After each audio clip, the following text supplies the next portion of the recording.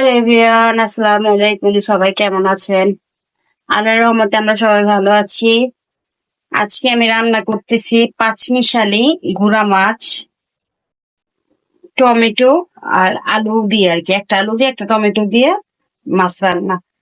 তো এখানে আমি মশলা টশলা সব কষাই নিয়েছি, পেঁয়াজ, আদা, রসুন বাটা, তারপরে আপনার ধনিয়া, জিরা, হলুদ, মরিচ, লবণ সবকিছু দিয়ে মশলাটা কষাই নিছি। এখন হচ্ছে কি আপনার আলুটা দিয়ে দিলাম, আলুটা দিয়ে এখন ভালোভাবে কষাবো, কষায় একটু পানি দিয়ে মাছগুলো দিয়ে ঢাকনা দিয়ে ঢেকে দিব। এই যে আলুটা কষানো হয়ে গেছে, এখন আমি পানি দিয়ে দিব। পানি দিয়ে নেড়ে ছেড়ে ঢাকনা দিয়ে দিব। আসলে এই মাছগুলা দিয়ে দিব। পানি দেওয়া শেষ। এই যে এখন আমি ঢাকনা দিয়ে ঢেকে দিব।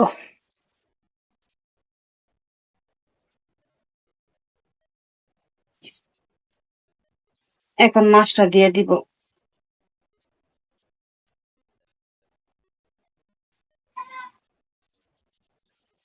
পাঁচমিশালি মাছ, শিং মাছ আছে, বাইং মাছ আছে, তারপরে আপনার চিংড়ি আছে দুই একটা, বাইল্লা আছে, ডঙ্কু বাইল্লা আছে, তারপরে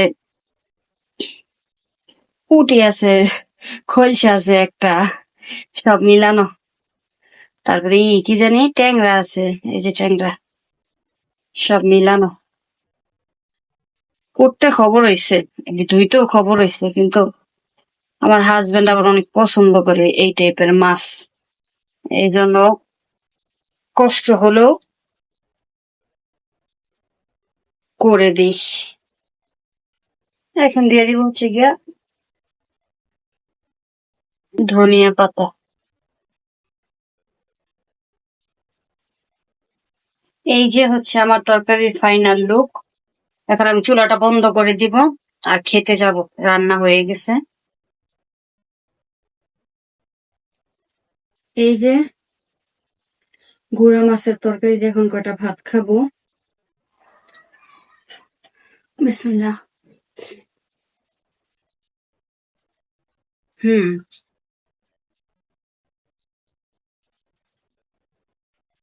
মজা হচ্ছে অনেক।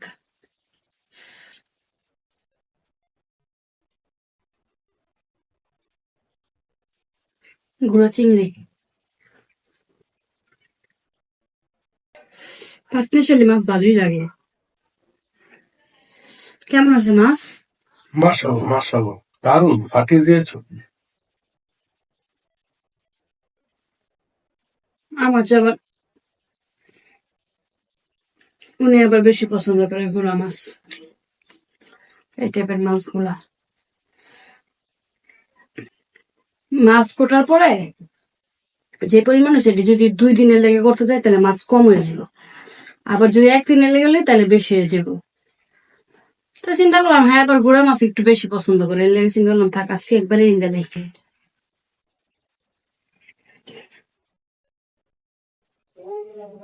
অনেক মজা হয়েছে,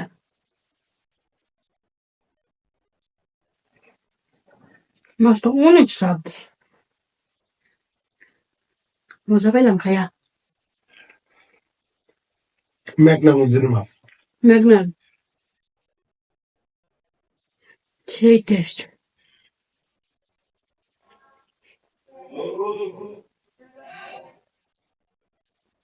নদী মাছের স্বাদ বেশি।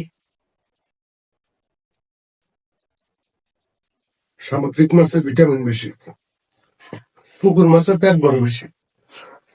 পুকুরের মাছে পুকুরের মাছে হলে পেট ভরে বেশি, কি কয়?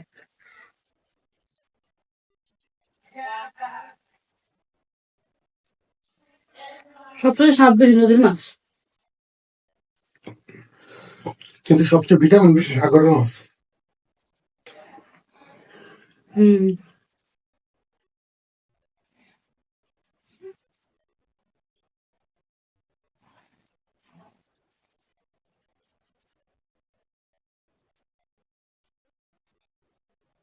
তো সবাই ভালো থাকবেন, আল্লাহ হাফেজ।